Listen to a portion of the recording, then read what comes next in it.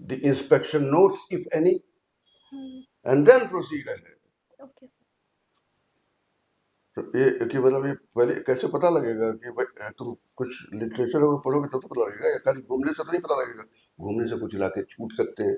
तो एक authentic record है जिला सांख्यिकी पुस्तिका, डिस्ट्रिक्ट स्टेटिस्टिकल बुक, है ना। ये इस तरह से बताना पड़ेगा। ठीक है। और जो है वो ये मोटा मोटी 3-3 पॉइंट जो है, जो रिसेंट जो यूनियन बजट के बताइए, 3-4 पॉइंट बस। सर मैंने यूनियन बजट अभी पढ़ा नहीं हाँ हाँ, नहीं तो ये तो फिर पढ़ा जाए पूछा जाएगा, क्योंकि यूपी में तो सब लोग पढ़ के जाएंगे। है। जी सर। यूपी और दोनों। हाँ इकोनॉमिक्स में हाँ लेडी। हाँ। अच्छा, यूपी बजट के कुछ खास खास पॉइंट बताइए। जी सर। सर यूपी बजट अभी तक का सबसे बड़ा बजट है, जिसमें 9 लाख करोड़ रुपए से ज़्यादा हमने एलोकेट किए हैं। इसके अलावा सबसे ज़्यादा एलोकेशन हमने 25% इंफ्रास्ट्रक्चर और कनेक्टिविटी के लिए किया है। इंफ्रास्ट्रक्चर और कनेक्टिविटी के अंडर हम जो जेवर एयरपोर्ट है, उसमें रनवेज का एक्सपेंशन करेंगे, उसको 2 से हम 5 कर देंगे। इसके अलावा हम मल्टी मॉडल लॉजिस्टिक हब्स को भी एक्सपेंड करेंगे थ्रू आउट द स्टेट। ठीक है। अच्छा, जब मोटा मोटी एक्सप्रेसवेज के नाम बता दीजिए तो बस। जी सर उत्तर प्रदेश में अभी काफ़ी सारे एक्सप्रेसवेज हैं, जैसे कि गंगा एक्सप्रेसवे और Purvanchal. Sir not fully functional, इसकी डेडलाइन थी अभी की फरवरी 2026 की, लेकिन ये थोड़ा सा एक्सीड हो रही है। Ganga expressway, Purvanchal expressway, Bundelkhand expressway. और ठीक ठीक, तो पूछा जाएगा ना, ये सब सवाल होंगे। ये यहाँ से यहाँ तक इतने किलोमीटर लंबाई, यहाँ से यहाँ तक इतने कुल 7, ये यहाँ से वहाँ, यहाँ से इस तरह से बताना है। पूरा टाइम नहीं है, और भी बच्चे लोग हैं तो ये छोटा छोटा। अच्छा, मेट्रो बताओ तो, मेट्रो कहाँ कहाँ, ये इस तरह से जवाब देना है। Okay sir. ये यहाँ, ये नाम यहाँ से यहाँ तक, यहाँ बीच में बीच क्रॉस कर, बीच में कौन कौन से जिले पड़ते हैं, जिले याद होने चाहिए। अच्छा हाँ, जब मेट्रो बताओ तो मेट्रो। सर आगरा, लखनऊ और कानपुर में है, और एक और जगह पे नोएडा में है। हाँ, गौतम बुद्ध नगर। गौतम बुद्ध नगर में है। देखो हाँ, आगरा में अभी प्रस्तावित है, चल नहीं रहा है।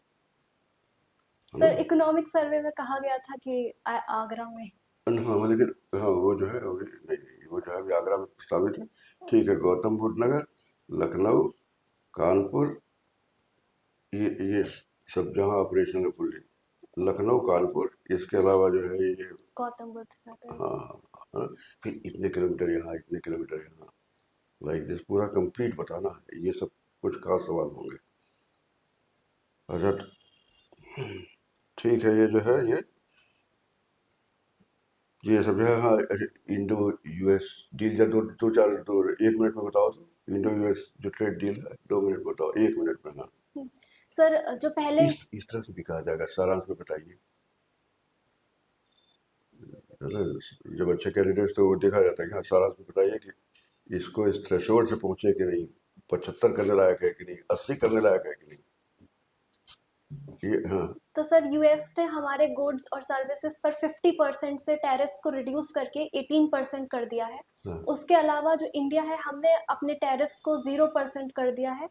सेकंड चीज़ ये है कि हमने कुछ अपने सेक्टर्स को, सेंसिटिव सेक्टर्स को सेव किया है, जैसे कि डेयरी सेक्टर को हमने इसमें नहीं इन्वॉल्व किया है। लेकिन जो इंडिया के एग्रीकल्चरल प्रोडक्ट्स की प्रोडक्शन कम है, जैसे कि नट्स है, उनको हमने यूएस से इम्पोर्ट करने के लिए अलाउ किया है। इसके बाद अगली चीज़ है कि हमने ये प्रपोज किया है कि मे बी हम $500 बिलियन का इन्वेस्टमेंट करेंगे यूएस में in the coming next 5 years. और इसके अलावा यूएस ने ये एक प्रेमिस रखा है हमारे सामने कि ये एफटीए तभी इफेक्ट में आ पाएगा पूरे तरीके से जब हम रशिया से अपने ऑयल इंपोर्ट्स को 0% कर देंगे। और इसी के लिए उन्होंने एक इंक्वायरी कमीशन को भी वो अपॉइंट करेंगे, जो कि इंडिया के ऑयल इंपोर्ट्स पर रेगुलर ओवरसाइट रखेगा और वायलेशंस को रिपोर्ट करेगा।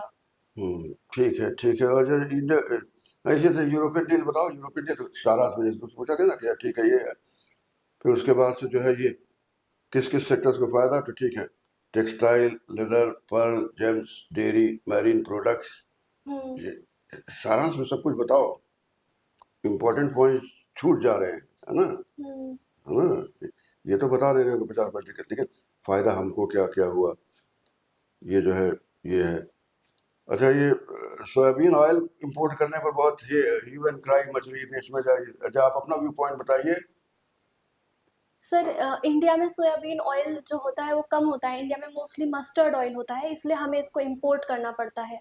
लेकिन सोयाबीन ऑयल को जब हम इंपोर्ट करते हैं तो उसके इंपोर्ट बिल के इंक्रीज होने की वजह से और फार्मर्स के कंसर्न की वजह से कि जो मस्टर्ड ऑयल वगैरह है उसका प्रोक्योरमेंट कम होगा, इसीलिए काफ़ी ज़्यादा अपोजिशन इस क्षेत्र में देखा जा रहा है। हाँ हाँ, एक दूसरा व्यू पॉइंट है। ठीक है, ठीक है, एक चीज़ तुम बोले लेकिन दूसरा उल्टा भी उसके साथ बोल दिया तुम। ठीक है, जब हम इंपोर्ट कर रहे हैं तो इंपोर्ट तो करना ही है हमको, हम यहाँ से करें वहाँ भी करें। अच्छा, दूसरी चीज़ ये है कि सोया, तो पहली चीज़ तो इंपोर्ट है, और चूंकि मलेशिया जिससे कि हम मेजर हमारा सोर्स था उससे हमारी अभी तक सप्लाई हमारी रेस्टोर नहीं हुई है, तो साथ ही साथ ये चीपर भी है, चीप भी पड़ेगा हमको। तो किसी भी परिस्थिति में हमको करना पड़ रहा था, इसलिए जो है वो ये जो है वो इस कदम से किसानों के ऊपर कोई प्रतिकूल प्रभाव नहीं पड़ेगा। और ध्यान देने होगा कि किसी किसान संगठन ने आज तक आवाज़ नहीं उठाई है, किसी भी किसान संगठन ने आज तक आवाज़ नहीं उठाई। इस तरह से जनता अपोज करेगी ना, तो जनता से कहीं कोई आवाज़ नहीं आई है। ठीक है, तब ये जो है ये आप थोड़ा वेट करो, है ना, आप बोला। हम्म,